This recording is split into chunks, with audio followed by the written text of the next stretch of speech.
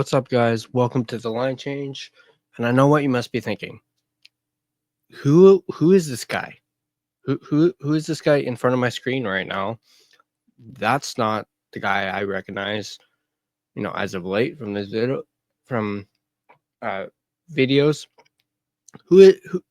Does the line change have a new host or something? No, it's still me. Yes, I shaved my beard off and kept the mustache. So I'm definitely feeling 5 to 10 years younger than I am. I figured it was time for a change. I hadn't shaved in, I want to say since maybe December. So that is the reason for the fresh new look. But in this video in particular, we're going to be going over some Canucks updates. Originally, I was going to do 2 separate videos, but I figured why not just, blend them together. The first topic we're going to be discussing is Rick Tocchet and his future. I stumbled upon an article talking about his future and that him and the Canucks could make a decision make a decision on his contract as soon as, the playoffs starting or as soon as the end of the season. So let's go ahead and go over this article in regards to Rick Tocchet. The headline is Friedman, Tocchet's decision with Canucks should come quickly. So this is a report from Elliotte Friedman. I'll leave a link to the article in the description down below, as always. But this is coming from our friends at Canucks Army, an article written by Scott Maxwell, and it goes as follows. Amidst the many different storylines that surround the Vancouver Canucks as they enter the offseason after a disappointing 24-25 campaign, Rick Tocchet's status as head coach beyond the season is one of the biggest ones. Tocchet finds himself at the conclusion of his 3-year contract with the Canucks, and while there's a team option to extend it for an additional year, there is still some uncertainty over whether or not he will return next season. But according to Sportsnet's Elliotte Friedman on Saturday Night Headlines, the decision on Tocchet isn't expected to linger into the summer. And he goes on to quote Rick Tocchet, "The one thing I do believe is nobody, not Tocchet, not the Canucks, want this to drag after the end of the season, too long into the summer. I think you're going to see this will come down pretty quickly at the end of the season. I think both sides want to make sure that everybody knows where they're going and what's happening so that they can get on with the rest of their plans in the summer." Based on Friedman's report, it appears that the Canucks will probably make a decision on Tocchet before the playoffs are done and possibly even within the first round or 2. The uncertainty with the status of Tocchet is largely due to the disappointing 24-25 season that saw the Canucks miss the postseason after winning the Pacific Division in the prior season. However, considering all of the injuries the team has had to deal with, the underperformance from top players, and the well-documented dysfunction in the locker room between Elias Pettersson and JT Miller, it's hard to fully put the blame on Tocchet, especially after he won the Jack Adams Award in 2024. Tocchet is currently in his 3rd season with the Canucks, coaching them to a 107, 64, and 26 record and 197 games prior to Saturday's matchup against the Minnesota Wild. So this article is from Saturday. So technically they are 108 and 65 and 108, 64 and 27. Along with a 7-6 record in the postseason and a series win, Tocchet is currently the 2nd most winningest coach in Canucks history after Alain Vigneault. Now that last little bit is, I actually did not know that he was he is the 2nd winningest coach in Canucks franchise history. And, that is quite the spot to be in if you're Rick Tocchet. Obviously, Alain Vigneault took this team to the Stanley Cup Finals back in 2011 and gave them their best chance of winning the Stanley Cup, at least I feel, in my opinion. But the fact that he's the 2nd winningest just shows you how good of a coach Rick Tocchet is. And I do fully think that Rick Tocchet will be back next season coaching this Vancouver Canucks team. I've never doubted that he would not come back, as I feel like this year was just a write-off, especially when it comes to EP40.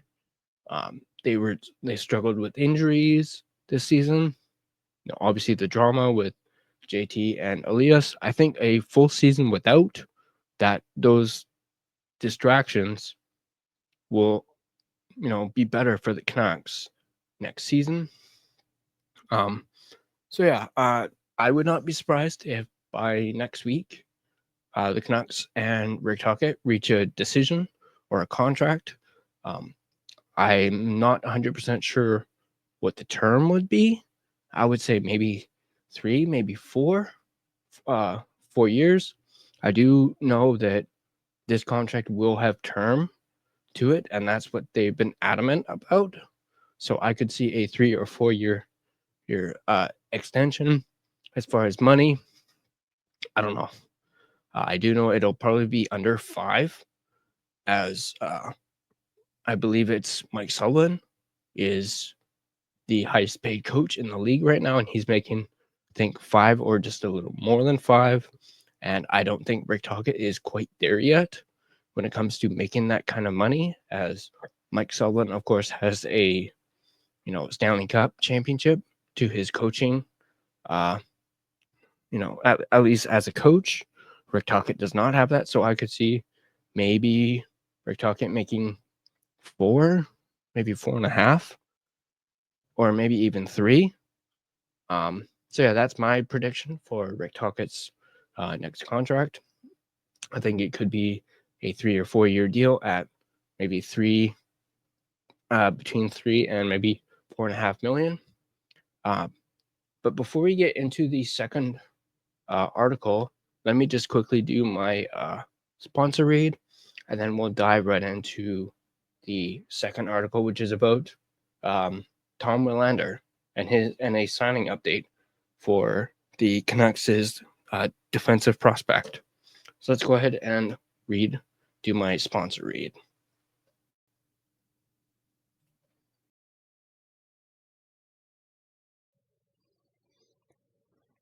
Are you looking for an energy drink that is jitter-free, crash-free, no sugars, no artificial colors or dyes, and no calories? Then Dubby Energy is for you. With over 15 plus unique custom-made flavors, go ahead and get a starter sampler pack, which includes 3 different flavors. Use code TheLineChange to get 10% off your next purchase. Dubby Energy, your taste buds' favorite energy drink.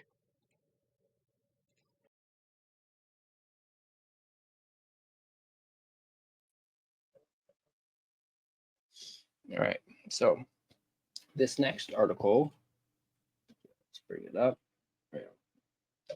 The headline is Canucks and Tom Willander have entry-level contract in place for 25-26 season. It is a report. Once again, it is from our friends at Canucks Army. It's an article written by Tyson Cole. This came out late last night.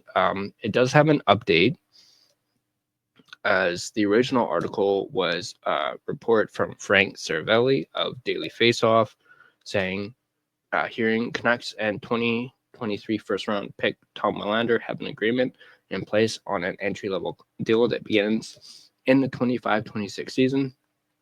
Not entirely clear when deal will be announced, but he's turning pro. Willander is back on campus, finishing out the semester, and then Cervelli would provide an update, basically saying he'd like to amend this. It was premature to say that the two sides have an agreement in place tonight. However, sources are very confident that this will end with an agreement that begins in 25-26. So essentially, Frank Cervelli kind of jumped the gun a little bit on this. And I've seen, at least today anyway, he's been getting a bit of flack. He obviously spoiled the Logan Couture announcement on him having to retire due to injury. A lot of people were giving him flack online for that. But yeah, essentially, this article is, basically Tom Willander will not join the Abbotsford Canucks for their playoff run, as he wants to finish his semester at BU. Seems like a logical thing to do for the youngster. Shows he's a attuned student. But let's quickly read this. Says the news comes 2 days after the Boston University Terriers lost their Frozen Four championship game against Western Michigan by a score of 6-2. Willander would be held pointless in the match, but registered an assist in each of the first 3 games of the tournament, including an assist on fellow Canucks prospect Aiden Celebrini's game-winning goal in the first 2 minutes of the third period. Speaking of Aiden Celebrini, the brother of Macklin, he has decided to spend another year at BU, so he won't be signing with the Canucks next season, perhaps the season after. But continuing, after the Frozen Four, Willander returned to Boston University instead of signing immediately and joining the Vancouver Canucks for their remaining 2 games and then Abbotsford for their playoff run. Instead, Willander will finish his semester at BU and join the Canucks organization starting in the 25-26 season. Willander will now have 3 full seasons of his entry-level contract to build his resume at the professional ranks and hope for a bigger payday come his time for a contract extension. Now, obviously, if he had signed with the Canucks directly after the Frozen Four, that would have burned a year off his ELC, which means he would have only had 2 seasons before his contract would come up. So at least with the Canucks not signing him immediately, that means he has a full 3 years to develop and whatnot. And yeah, essentially, if he would have signed right away, he would have burned one of those years. So that appears to be a good move on both parties' part, as you really don't want to risk burning a year off his ELC. During his 2 years at BU, the former first-round pick scored 6 goals and 43 assists for 49 points in 77 games. Willander also represented Team Sweden at the World Junior Championships the past 2 seasons, where he scored 3 goals and 5 assists for 8 points in his 14 games. He would finish with a +12 rating and a silver medal in 2024. A teammate of Willander and brother of Lane and Cole, Quinn Hudson, signed an entry-level contract as a college free agent with the Edmonton Oilers and is making his NHL debut Monday night, while Celebrini chose to return to BU next season. While the Abbotsford Canucks are priming for what is hopeful to be a lengthy playoff run, Willander reportedly won't be joining the Canucks ranks until the 25-26 season after he finishes his current school semester. So yeah, Willander will likely sign after the school semester is over and done with for next season. Obviously, it sucks that he won't be a part of the Abbotsford Canucks playoff run, but at the same time, I understand it was a personal choice for him to at least go back to school and finish his semester. And so he will for sure hopefully be starting next season with Abbotsford. And of course, there's a chance he could get called up to the Canucks during the season. But that's the signing update for Tom Willander, as well as an update on Rick Tocchet's coaching future, the Canucks. And as always, be sure, if you like this video, go ahead and hit that like button. Subscribe to the channel. That way you stay up to date on all your Canucks related news and content. And of course, you can find us on social media, on X at Line Change Van, on Facebook, just simply search The Line Change, on Instagram at The Line Change. And as always, I'll see you guys in the next video.